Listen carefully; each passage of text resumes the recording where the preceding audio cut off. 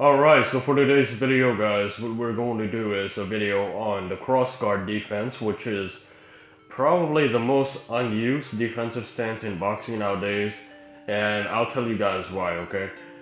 The nature of the guard is, it is a transition, okay? So it's not a position. I kind of want to talk about the nature of this defense first before I want to get into it.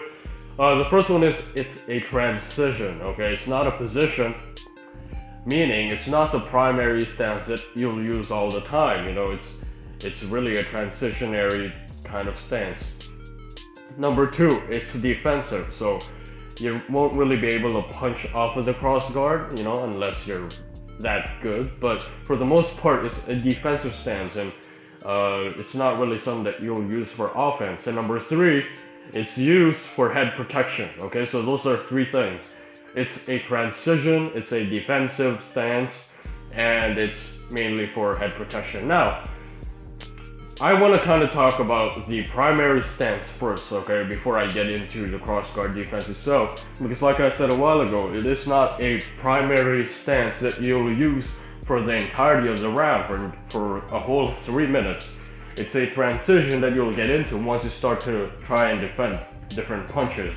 So what we'll look at now is a primary stance. Now, for most people, or for most fighters who use the cross guard, they use a Philly Shellish kind of stance, but the difference is they don't use the shoulder roll. And so if you watch George Foreman or Ken Norton, just like here, they use a kind of a Philly Shell stance where their head is leaning onto the right side and their shoulders or their left hand is down, their right hand is on their chest. But again, the difference is, for the most part, they don't really use the shoulder roll, okay? And so the reason why this is the best one is because it's the fastest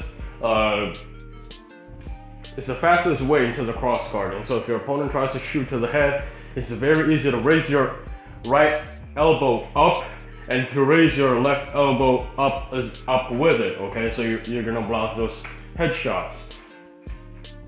And so this is the best primary position. It's either a hands down defense or a kind of Philly Shell defense where you don't really use the shoulder roll. And again, on this one, you'll see it's a shoulder, or it's a Philly Shell stance, but it's not a Philly Shell kind of defense because they're not using a shoulder roll. So I don't even know if I can call it a Philly Shell stance, but the same principle applies for the most part. And here he tries to bait Larry Holmes into throwing the left hand, and so that's what it is.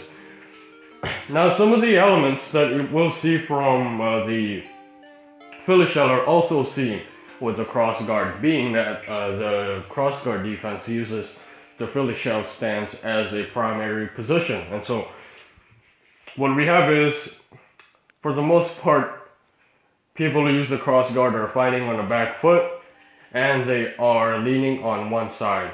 Okay, so on this one, you see Ken Norton sitting on the back foot, and at the same time he leans some more onto the right side, making himself harder to hit on the head because it's not on the center line. Again, same thing, we'll see the same thing on this one, right? He's sitting on the back foot and his head is leaning over more to the right side, and that makes him harder to hit, okay? Now, the next thing I want to talk about is the rear hand placement. And so what we'll see on the rear hand of Ken Norton is he places it not necessarily on the left side of his face, but instead he places it on the left side of his face. Now, there's a couple of reasons why he does that, okay? He does it because what that enables him to do is that enables him to block or to defend 2 punches at a time, which is the jab, okay? The jab here, and he's also able to block the right hand if it comes, and so he's gonna put it right beside on his on the left side of his face, and he's gonna be able to block the right hand easily. All right, and so that's the reason why he places it on that side and not necessarily on his right cheek like most people. So he's able to parry the jab right there, but at the same time his hands are also prepared. If ever a right hand comes, he's going to be able to block the left side of his face right here. It's just He just has to raise that up and he's gonna catch the right hand. And now again on this one, he places his hands. Now here, he will actually take it on the right side of his face, okay? And then he's gonna try to parry the jab of Larry Holmes. And then he's gonna bring it back to the left side of his face right here. And again, that enables him to defend 2 punches at a time. He's able to parry the jab, but at the same time, he's able to block the right hand because his right glove is right there. So he's just gonna block the left side of his face, and there you go. Right? Now you may say, if he places his hands right here, okay, if he places his hands on the left side of his face, right? What about the left hook? How can he block the left hook? Well, the cross guard defense comes in, okay? And what you'll use is your elbow, your right elbow. So one for the right side of your face, you're gonna use your elbows. For the left side of your face, you're gonna use your right glove. So even though you cannot block the right side of your face right here, you have your elbow, and when you use the cross guard defense, you're just gonna raise up your elbow and you're gonna be able to block those punches. Now the problem with the cross guard is you won't be able to block the body shots, and you're very susceptible for the uppercut. And that's exactly what happens here, okay?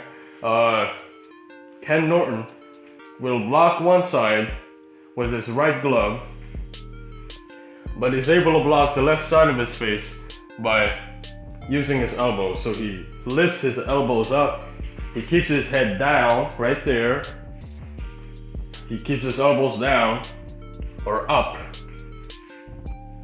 okay? So he blocks the right side or the left side of his face with his gloves, and he blocks the right side of his face with his elbows. And so this is mainly for protecting the head, okay? Like I said, there are a lot of disadvantages to the cross guard defense, but it works if you're pretty tough down low in the body. And here, it will happen again. You'll see he uses his right glove to block the left side of his face, and then he uses his elbows to block the right side of his face. He lifts his elbow up high, and for the body shots, he has that left glove in there. He sneaks it in for some possible body shots. He keeps it low, but for the right side of his head, he uses his elbows, right? Now on this one, he will use his right glove again, keep it high, and sometimes he also uses his forearms right here for protecting the front of his face, but for the side of his face, for the left side, he uses the right glove, and for the left side, he uses the right glove, and for the left side, he uses his right elbow. And if his opponent starts to really throw some punches, he will dig his head down there, you know? Which is what I'm going to be talking about now. Now the tightest position that you could be in is when your elbows are on top of each other. So imagine as if, right here, imagine as if you're putting your elbows on top of each other, you're hugging them in, and you're gonna dig your head down so that you'll be hard to hit, okay? So on this one, he will keep his elbows together, hug his head. Imagine as if you're hugging your face, and then you're gonna tuck your chin really low, which he did not do here. As you can tell, his head is still up. But if you really want maximum coverage, you know, which will also hamper your vision, you're gonna dig your head down, you're gonna look down, and you're gonna take those punches. But Norton did a pretty good job of keeping his head up. So you can do two things. You can keep your head up like Ken Norton, okay? Or you could dig it really down. You can dig it low and avoid all the straight punches. But again, you're susceptible for the uppercut right here, and your body's not really protected. And so that's why the cross guard is not used that much. Number one, it's not necessarily a good offensive stance. You won't be able to throw punches off of it. Number 2, you're susceptible for body shots and uppercuts.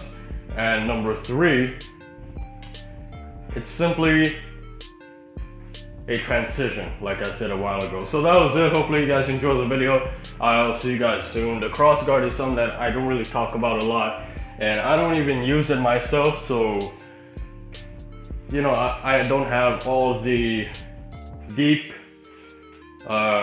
techniques that or the advanced techniques. I don't know a lot of it because I haven't used it, and I haven't met a lot of people who use it as well. So that's a cross guard defense for you guys out there.